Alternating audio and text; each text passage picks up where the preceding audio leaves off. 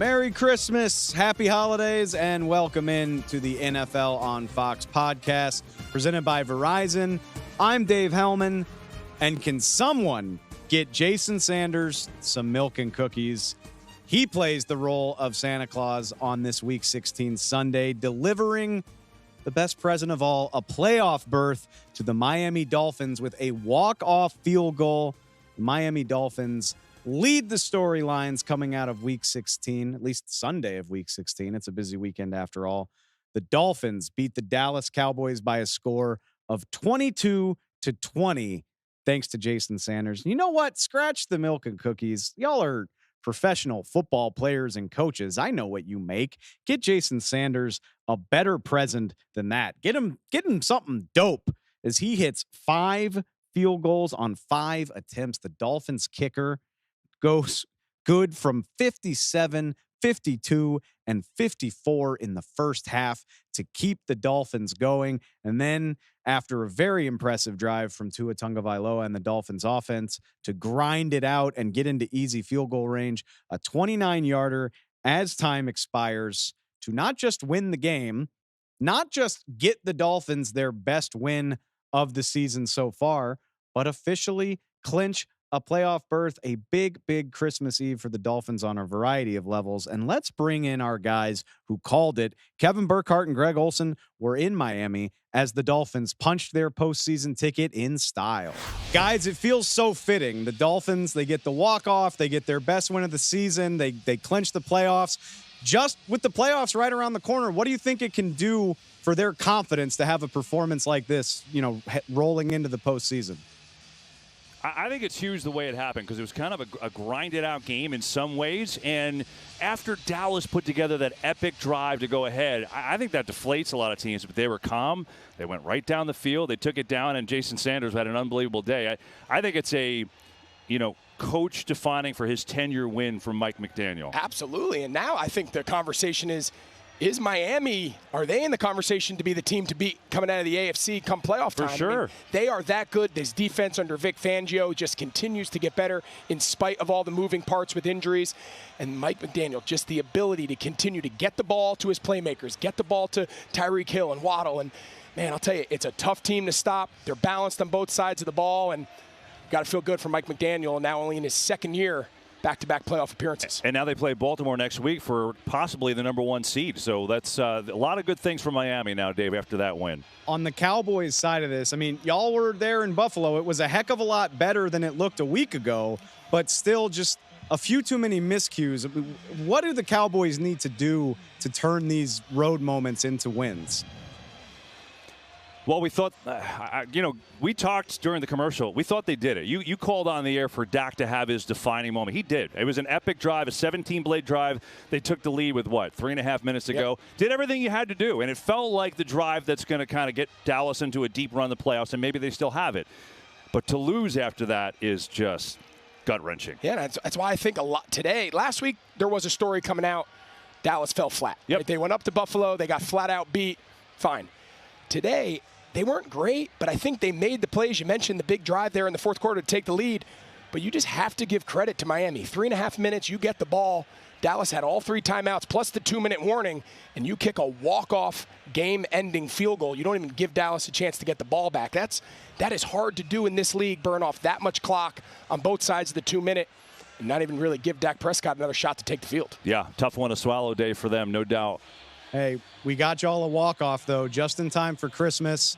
Wonderful present for y'all. I hope you have safe travels. Catch y'all soon.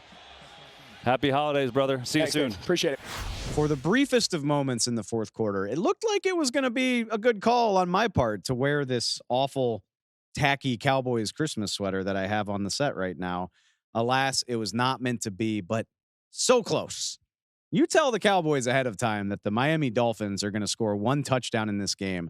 You're taking that 100 times out of 100. Jason Sanders providing the difference with the field goals, because you'll take 1 touchdown. Tua Tagovailoa finding Raheem Mostert in the passing game is the only time the Dolphins found the end zone all day. But thanks to the clutch of their kicker, they did manage to score on 6 of 9 possessions. Efficiency wins out in the end in this case. Greg Olsen mentioned it. The Dolphins defense also came to play, absolutely smothered the Cowboys in the crucial middle of this game. It looked like it was going to be a track meet to start. The Cowboys go 75 yards on each of their first two possessions. Crucial back-breaking fumble by Hunter Lipke on the first possession. They score on the second possession. It looks like we're headed for a 35, 31, 38, 35 type of game. And then the Cowboys offense went almost two full quarters without so much as a first down. They battened it down. Then the Cowboys sprung to life at the end of the game, but by that point, you're playing to take the lead in the final 5 minutes. It's too little, too late to mount the type of offense we're used to seeing from the Cowboys. It was a step in the right direction from Buffalo. This is what you wanted to see from Dak and the Cowboys when they went up to face the Bills. Dak Prescott was incredible. Not enough to salvage any type of MVP candidacy, I don't think, especially in the loss. You lose back-to-back games to AFC rivals. The Cowboys fall to 10-5.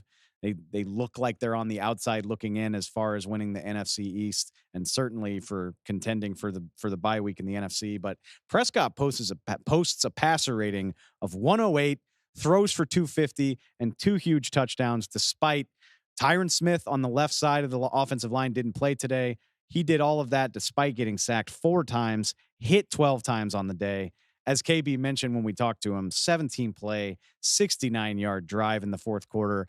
Almost legendary stuff. I don't know how well it's going to be remembered in light of the loss, but the throw to Brandon Cooks, the catch by Brandon Cooks to take the lead 20-19, absolutely incredible day.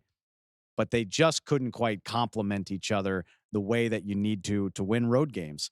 Lipke fumbles at the goal line that keeps the defense from playing with an early lead. Then, as the defense is getting its thing together, the offense completely stalls out. It felt like the Cowboys went an hour of real time without a first down there from the midpoint of the second quarter to the midpoint of the third. And then when the offense rediscovers its mojo, they take the lead 20-19. It's just one stop too many to expect the Cowboys to get there at the end. And credit to the Dolphins for a big boy drive. Tua Tagovailoa, 4 of 5 for 31 yards on the game-deciding play. Dolphins only ran the ball for 20 yards on this possession, but one of them was such a big boy run, going 6 yards on a crucial 3rd and 2. If you don't get it, you're kicking the field goal early and hanging on, hoping you can stop Dak Prescott one last time. Instead, they pick up the 3rd and 2. That allows them to kneel the ball out in the game on their terms. I know the Dolphins are downplaying this whole thing. Mike McDaniel, the head coach, doesn't want to talk about how they can't beat good teams. They're not listening to the outside noise.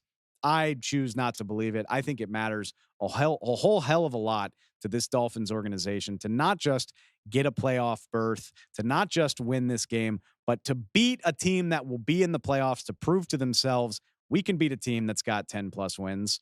Yes, you can. You clearly did it, and you did it by performing in the clutch in the fourth quarter. And, oh, by the way, the Dolphins are now back in the race for the number 1 overall seed. We'll see what the Ravens do on Christmas night against San Francisco, but it's not a stretch to think that those two teams have the same record heading into week 17 when, guess what? They play. I'll say it for the millionth time. Somebody give the schedule makers in the NFL a raise this year for setting up all of these huge, crucial games right in the stretch run, right when it matters most. Dolphins are right there in the mix with the Ravens, depending on what happens there. As for the Cowboys, I kind of touched on it. It's a heartbreaker just because you find a way to lose at the end, but it's so much more forgivable, in my opinion, than the no-show in Buffalo. It does highlight the inability to play cleanly on the road. Penalties at the wrong time, red zone turnovers, long stretches without offensive success. And because of it, if it's a one-off, you say, hey, we almost won on the road against a 10-11 win team.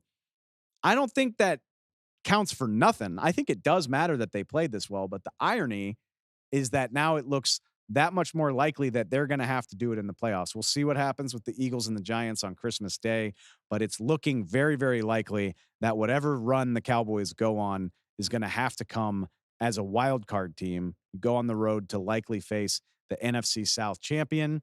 Not to say that it can't be done, but they're going to have to find a way to do what they haven't been able to do all season in order in the playoffs. It sounds like a tall task, but maybe I'm just a glass half full kind of guy. It's easier to imagine they can do it having played this way than what we've seen in games against Buffalo and even going all the way back to San Francisco. I don't think any Cowboy fans want to hear that right now, but it feels a lot less bleak at this time this week than it did just a week ago coming off that Bills loss. Enough about them. The story of the week, clearly, it's the Miami Dolphins finding a way to win a huge game against a playoff team. They do it in style. They punch their ticket to the postseason. Division title right there in front of them. Maybe even potentially the number 1 seed. Big, big week down in Miami.